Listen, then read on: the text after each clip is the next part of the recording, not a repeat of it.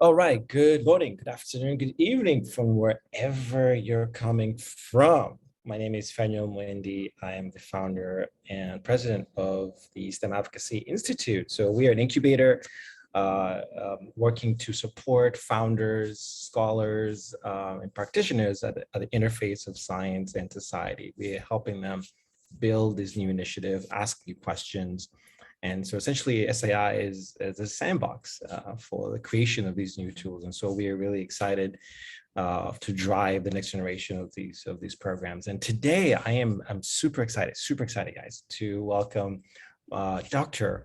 Marty Samuels. So he's a close friend of mine, a colleague. And so what we normally do in these nano chats, we call them, these very brief conversations we have with leaders of really creative and innovative initiatives that are out there in the world. And today, we're going to be talking about LabXchange, where Marty is the head of content there. And so he has an illustrious CV that I think over time in the conversation, maybe we'll go over some of the contents. But at the moment, he's the head of content at LabXchange, and he's going to tell us more about LabXchange, and then we're going to dig deep in some of the concepts. What are they trying to do? What are they not trying to do? I think that question is also very valid. And so this is going to be a brief conversation. And as always, if you're wanting to learn more about LabXchange, you should click below and click on the website. It's a wonderful website. I really encourage you to check it out. So Marty, welcome to the SAI NanoChat platform. And I want to shoot the first question out to you, and hopefully we can engage in this conversation. What is LabXchange? Well, first off, anyway, thanks so much. And it's such a ridiculous pleasure to get to chat with you in any context ever. So thank you so much for the invitation here.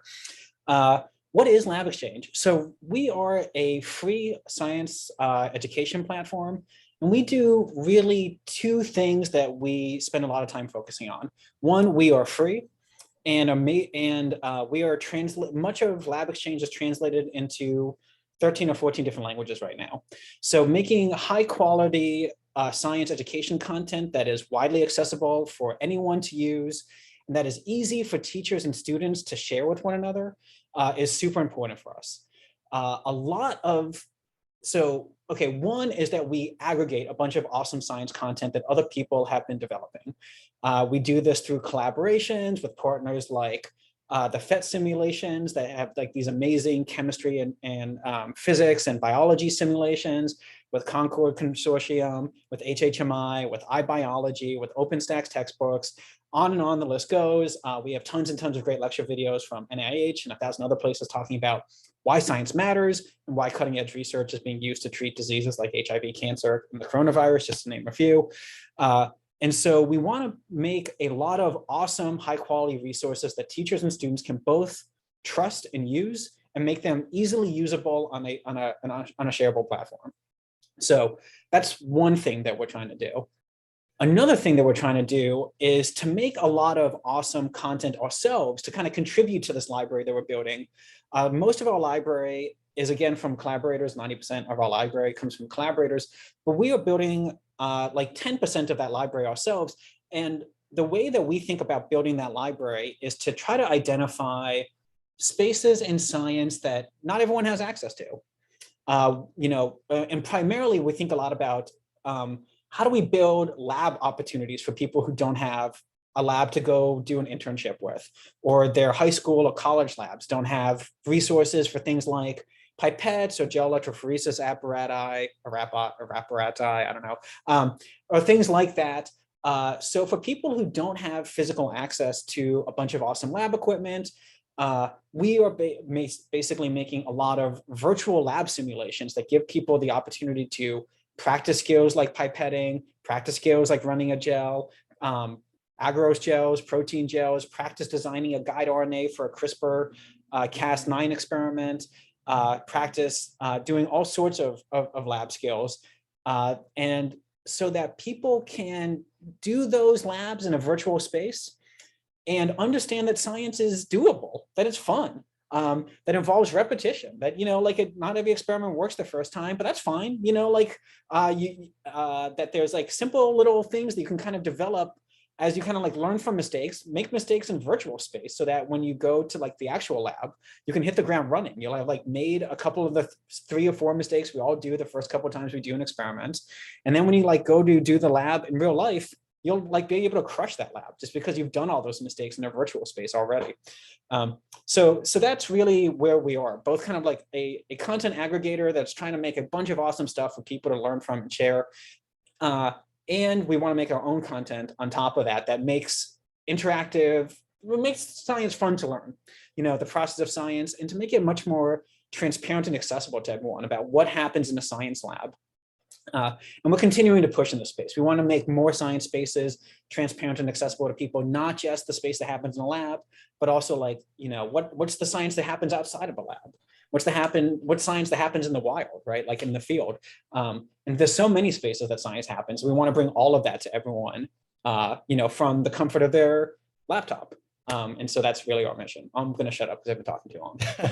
That's wonderful. That's awesome. So for I think many of probably of the viewers watching this, they know we are a big fan of the logic model and SAI. Following that, in any given initiative, like what is a logic model? So if I was to ask you for LabXchange, while you're talking, like who is having the problem, really? Because I can see this really tackling multiple audiences, really, right? I'm just curious from your end, who is the primary audience? What problem are they having, and when are they having the problem? Great. So we basically think that there are, let's just say there's 3 or 4 problems that we're trying to solve. One that one component, and do you mind if I share my screen real quick? Absolutely, go for it. So if I just kind of like walk through the library of LabXchange, one, I've kind of here's the library of some of our most recent things, and kind of rather than just like showing you all of my favorite things that we've made recently, I just want to emphasize that currently we have 11 to 12,000 things on the website. They involve some of these virtual lab simulations, like how to practice pipetting or how to practice running a gel, where if you clicked on any of these things, you could start actually doing an experiment by picking up a pipette, practicing setting the volume of a pipette, practice putting a pipette tip on, putting a gel in a gel box, and kind of all of the kind of like rudimentary skills you might want someone to have before they join a lab with you. So we have a bunch of assets like this. We also have a bunch of amazing assets from other collaborators. So this is like a 3-minute video from BioVisions. This is a 3-minute video or like a short video from Concord Consortium, and that teachers can mix and match these as they design lessons to give to people. And the reason I want to say that is because a lot of the videos, a lot of the things that we want to make very modular so that everyone has a chance to choose these and select and give them to their students, is that this is, in some sense, LabXchange is a little bit of a response to MOOCs that bundle a bunch of awesome content all behind a class, and you might not access awesome content until you get to week 3 of that class or week 4 of that class. And so what we wanted to do is basically unbundle all of that great content that might be in a MOOC or something, give that to a teacher so they're like free to decide whether or not they want to give it to the student at a particular point.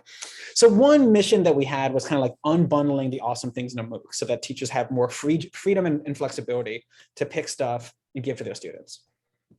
Another challenge we had was providing training to people who have limited time and space to do experiments in their classes, right? So I've taught intro biology and chem classes at Harvard for the past 10 years, and one thing we all we could only ever really carve out like 2 hours for the kids to do lab experiments or something during class, right?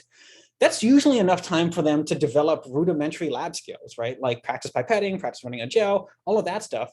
But we tend not to have enough time to have them test multiple variables, to repeat something if it didn't work the first time. So what we wanted to do is create a space where there's like basically free virtual materials and free virtual time for you to do the experiment however many times you wanted. So that in a hybrid sense, if you are doing the lab already with your students, that like LabXchange could be used, one, as lab prep. You could use it as like a pre-lab to kind of, the students can kind of figure out what all the mechanics are, so that when they come to lab, they know what all the things should look like. They know what the safety requirements are. They know what the controls mean, and why it's important to do all the steps. Then they could come and do the lab. And then and LabXchange could also be used as a way as an extension for teachers after the students have done the lab, where if the students had time to test one variable, then you can test additional variables like on a virtual lab simulation, right? So they can kind of extend beyond the one thing that they were able to test. But of course, we also want to design not just for people who are doing these labs anyway, but we also want to design for people who don't have access to these labs, right? So we're designing both for hybrid use, but also for people who might not have access to a pipette, might not have access to a gel setup or a Western or any of the other simulations that we have. And so we want to be able to give people something that prepares them and motivates them, so that if they, that they might want to go join a lab where they can't have access to those things at a university, at a summer research opportunity or something like that. So support teachers and students in a hybrid space. We want to support teachers and students who don't have the equipment to do this in real life, to kind of get something out of this anyway. And to largely to kind of like unbundle like a bunch of awesome assets that normally kind of are sitting in a package. You kind of have to access the package in a linear way until you see all of the awesome assets there. And of course, another major mission for us is to make science more inclusive and diverse.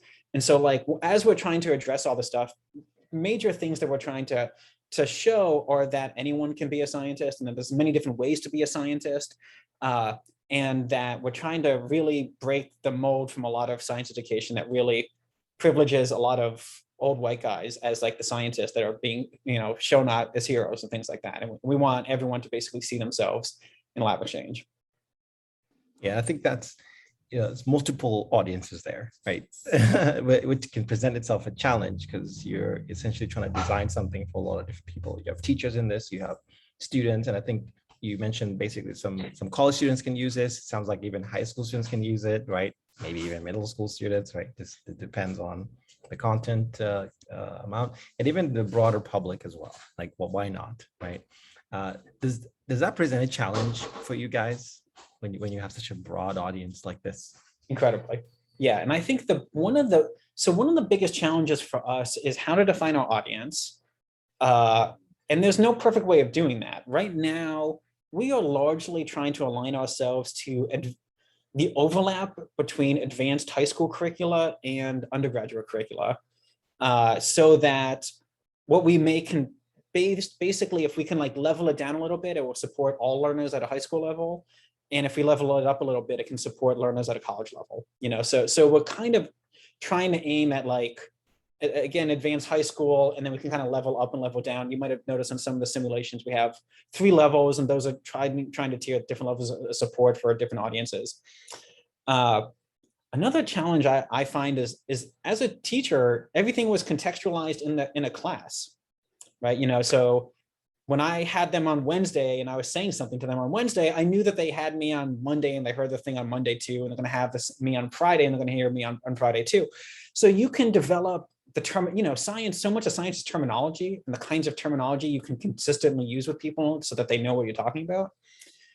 So we don't necessarily have that. When we're designing everything to be modular and useful in a modular way, for teachers, and for students, we don't necessarily think that, this asset will be read before or after another asset. And so, one thing that means is that we have to think very carefully about what a reasonable amount of prior knowledge is for anyone before they engage with something. And another challenge is to really make sure that we have the audience primarily in mind, honestly, to really, and so that involves user testing, but that really also involves just a ton of empathy on our part. Like a foundational model that we have is that you are not the user. That is true from like every perspective that we have, right? But really, like, we are all science nerds, who care a lot about mitosis, and that's great. We're working on a bunch of mitosis and meiosis assets right now, but we need to motivate users who are not us to care about this stuff, right? And we need to teach people who are not us to care about the stuff, and why these topics matter, and how they can be studied, and how people can use these concepts to generate hypotheses, and care about issues such as cancer, development, or other things that they might want to know more about. But that is a big thing, is that, like, I'm always afraid that we are doing a lot of inner speak, and like we're talking amongst ourselves about like how great this stuff is, or how awesome a topic is or something. And it's really important for us to kind of continue to engage with outside audiences and learn from them what works and what doesn't, and how we can improve and serve them as best we can, because ultimately this is like an outreach and science education and science communication website that we need to it will only work if it's serving the audience. Yeah, and I think you can also run experiments, right? The beauty about this platform, you're testing hypotheses and say, okay, what is working and for whom and when, right? So in your case, right now in your user space, what's the breakdown, roughly speaking? How many are teachers? How many are students? Do you know that? Yeah, it is something like 90% of the platform are teachers and students. So 90% of the audience are teachers and students. It's a little bit skewed towards high school. So it's something like 50% of the users are high school educators and students. 40% of the audience are college educators and students. 10%, 10% are lifelong learners, not particularly enrolled either as an educator or as a student in a course. And given that ratio, the ratio is a little bit like what you might expect. It is something more like 20 times as many students as teachers, kind of but that kind of comes from every teacher brings 20 students with them in a way, or if you think about it in those terms, 20 or 30 students. So, I would expect the numbers to be skewed way towards the students, because there's more students than there are educators. That's kind of what our data is, that the exact skew is something like, 20 to 30 more times more students than educators or something in that vein, which kind of makes sense. Yeah. And do you know like the distribution? Are they mostly in the US, or what's the global breakdown? So the global breakdown, thank you. These are great questions. I don't have these exact numbers off the top of my head, but it's a lot. So the biggest country of use is India. The second biggest country of use is the US. And then it's a lot of Northern Africa and the Middle East is kind of like our next biggest area of use. And then there's lots of iconoclastic, countries that are big users kind of throughout that scheme. But that's largely the pattern as it was probably several months ago, and that may still be true this month. It's kind of always updating though, to be honest with you. Yeah, because I asked that question because ultimately you're curious what's the reach, right? And then I think you can ask some very interesting questions. How are people using it, right? When are they using it? I think these are questions I think as you guys continue to develop this platform, you will then sort of you'll get data. You're like, okay, data is telling us X, and so we need to respond in this direction, right? So you're open yourself to updates, right? What would you say, like what version is LabXchange on right now? Like I hope it starts with a 1. I hope it's 1 point something, right now, I don't know. We have a little bit of these numbers, if you don't mind me kind of sharing the screen right now. Yeah, go ahead. We are currently on like our new scrolly. Okay, so just a little bit behind the scenes, we call these kinds of cartoons that we've been developing scrollable interactives, and that's because they're basically cartoons, but they move by you scrolling through them. So if you just stop scrolling your finger, that stops, but otherwise you can just kind of scroll. And we like these because they pair really amazing graphics that the graphics team, we just have an amazing graphics team that draws these things.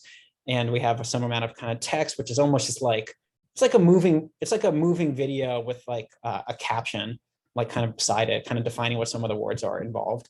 And this one's talking about, how can we use solute potential to understand transpiration through a tree or something? And we have kind of integrated questions throughout these kind of particular things. And the one thing I just want to say is this is definitely version 1.5 for us. on these kinds of scrollable animations. We are on version 2.0 of the kind of this mockup as we speak. I think everything we're doing, our virtual lab simulations, our interactives, are on something like version 2.0. I feel like we're barely scratching the surface, to be honest with you. I kind of have version 7.0 in my head, to be honest with you. So I'm super pumped with where we are. I'm also just super excited with where we're going. And I think a couple things that we are, when I say that we're continuing to develop new asset types, one thing that we just want to keep being is more user-friendly. I mean, just like more transparent to the user, more user-friendly. A lot of users use this on their mobile phones, right? Like in a way, one thing when I said earlier that we are not the user is that we use the stuff on a desktop, on a laptop, right? In my day, we call them desktops, right? But I guess like a laptop is what the base unit is now. Like, but almost every, like 70% of our users use it on mobile or something, So how do we continue to improve the mobile experience? We basically try to design for mobile first in a way, just because usage is so much driven that way. I use my phone. I mean, frankly, I use my phone more than my laptop for anything other than work, right? So I should assume that everyone else does too. So we're making way more assets that are like way more easily usable on a phone. Another thing we're always trying to think about is how to make things more accessible as possible. So we're always really trying to push the edge for how can we write really beautiful alt text behind every graphic or behind every video, have amazing closed captions to kind of capture all the motion for everyone to kind of gain the most out of the thing. And again, I feel like we're just scratching the surface on this stuff. I mean, I really am excited for us to really continue to pioneer in the space, to be honest with you. And thinking about impact, kind of as we try to wrap this up a little bit, what are you guys hoping to change out there? Like what metrics are you guys sort of tracking to say, okay, this is happening, so we are making X amount of progress, right? Do you have something, like you have one or two metrics that are critical to your operations? So so we have a bunch of dumb metrics, like metrics that are, like they're not like the most romantic of all. And they are like, how many users are on the platform?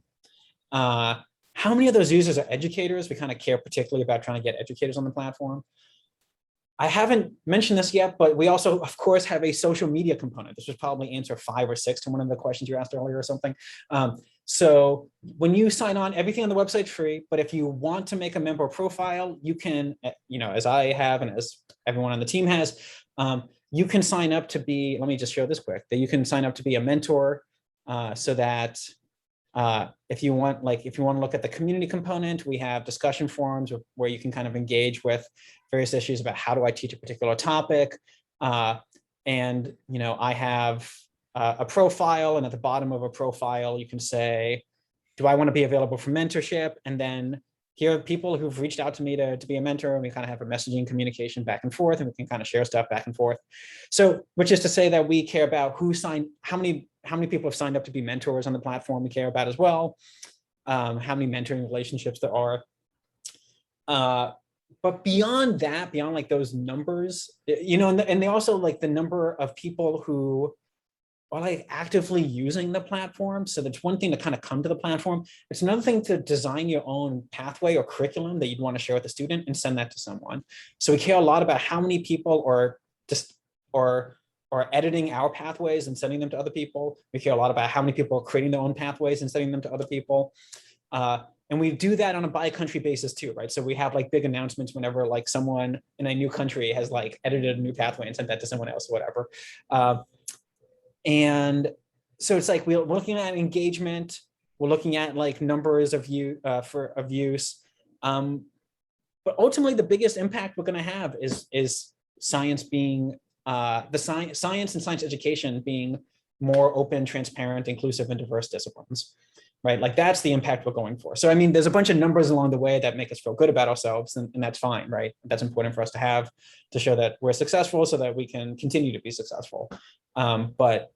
But the biggest way that we're going to know that we're doing a really good job is if people feel empowered and confident to become scientists because of this website, or if this website can help be a part of that process. And if in the long run that more people are scientists as a part of this website, that more people want to become scientists and more people feel like they can be because of this website. Yeah, I think that's you went through there both like your outputs and your outcomes in a given logic model, right? Where you're thinking about in the short term and the long term, what do you hope to see and change? And that's always a challenge, of course, and it's always changing here from here to depending on a funder. Like this LabXchange is driven by funders as well. They have their own agenda. They have their own set of metrics they want you to show that you're making progress, right? It's always a tug of war, right? Trying to figure out, okay, what is critical at this time right now, right? And you're not just stuck with it, but you're always evaluating and saying, well, is this the best thing to look at, right? Do I need to look at something else, right? Totally. And it's in a way, it's like, I don't actually think that any short-term or long-term goal is actually in tension with one another. Wanting to get more users is totally in alignment with wanting to make science education a more inclusive and awesome thing for more people to do, right? And give more people awesome resources to do it. So it's more, rather than like those things ever be in tension, it's really just like, okay, when is it time for us to focus on one versus the other? Sometimes we have to focus on some short-term things. Sometimes we get to focus on the more long-term things. We just get to toggle back and forth, but really they're just looking at the same value set, just in different levels, Right, right. And I think that's like, for me, when I look at outcomes, it's like a behavior change that is there, right? Like what has changed in the behavior of the people, the audience of whom you are trying to influence. So I think you went through some metrics there, where the number of new like modules that were built and shared, right? So that's a behavior change, right?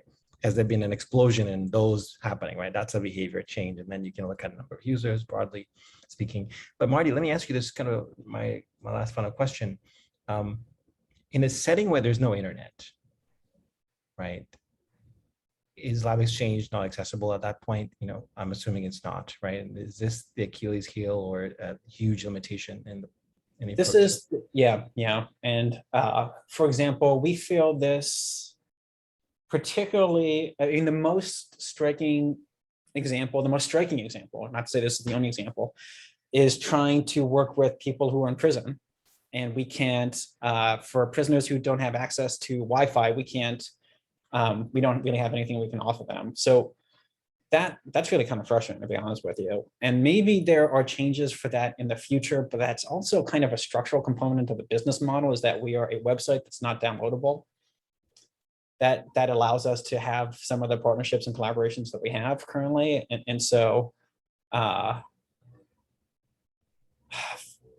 so for example, we're working with some awesome groups that work with prisoners once they're released, and thinking about how they can, get them into thinking that they could become a scientist from there, right? How do you kind of like provide vocational training so that someone could feel like, oh, these are jobs that are open, and then never even occurred to me that these are jobs that might be open and available to me. And what skill set do I need to do those? Okay, I can kind of practice those here.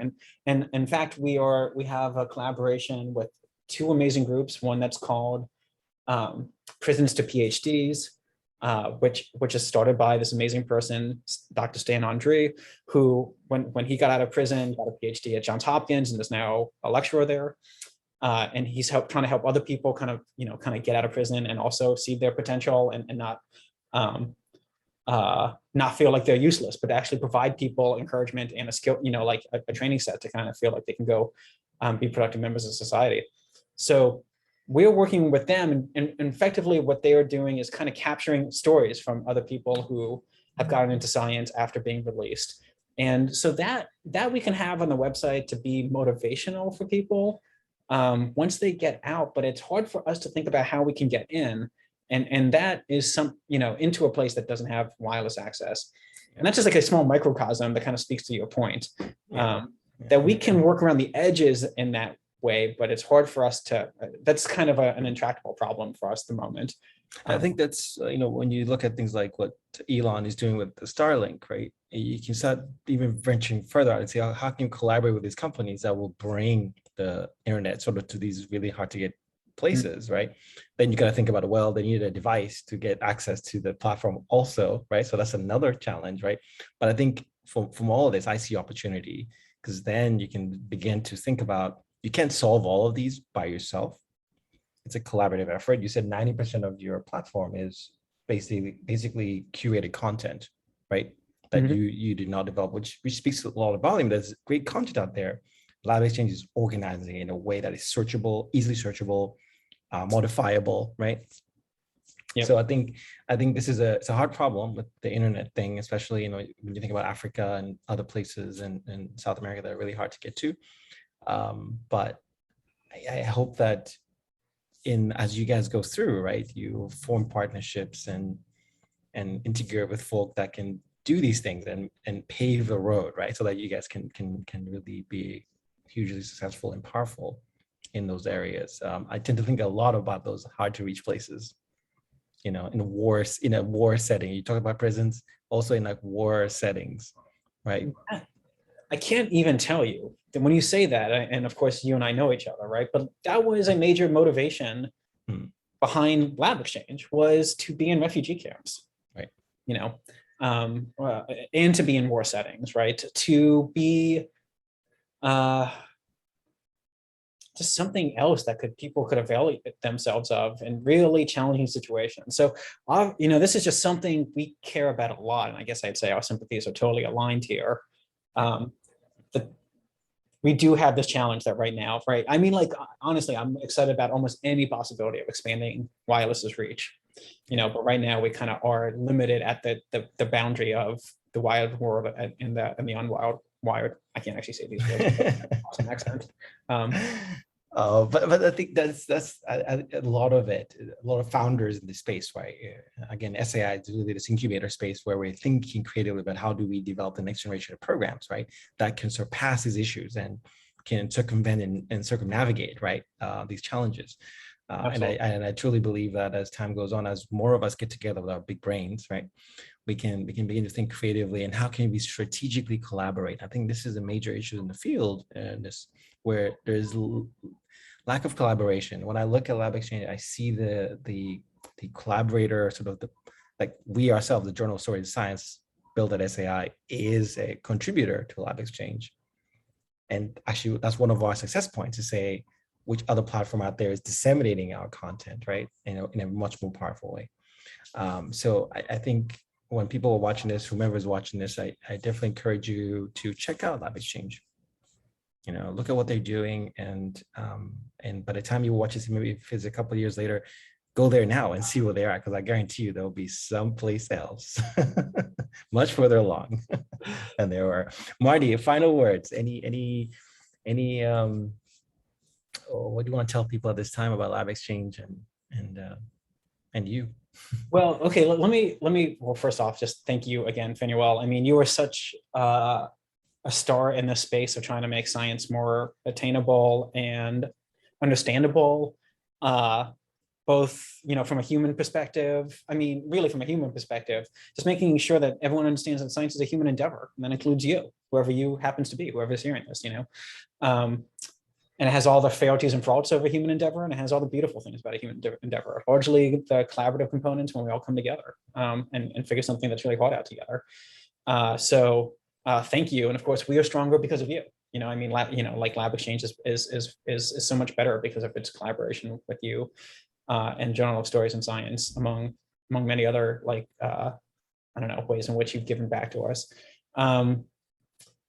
And then I guess the only other thing I would posit to anyone else is, if you are a scientist or someone who loves science, and there are questions that fascinate you, if there are types of data that fascinate you, that you think about, that you want the next generation to be trained in, if there are types of techniques that you want people to be trained in before they join your lab, or they want them to watch a video of or something in advance, we would love to work with you. We want to make all of these kind of scientific techniques that people do easily accessible, put a video on the website about how to do them.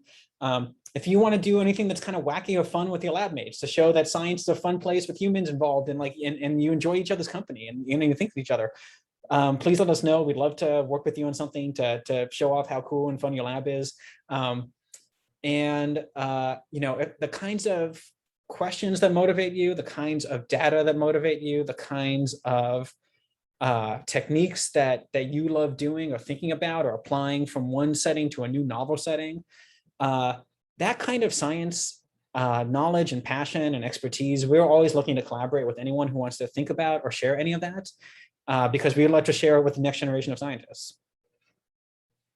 And I think that's a really great point to end on about just integrating and reaching out.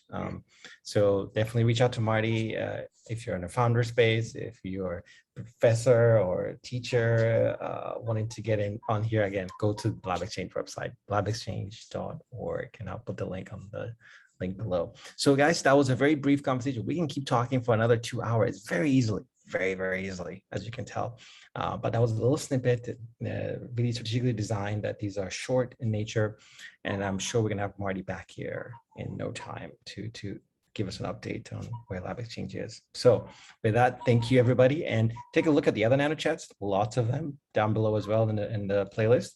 And hopefully you will join us in a future nano chat. All right. Thanks, everybody.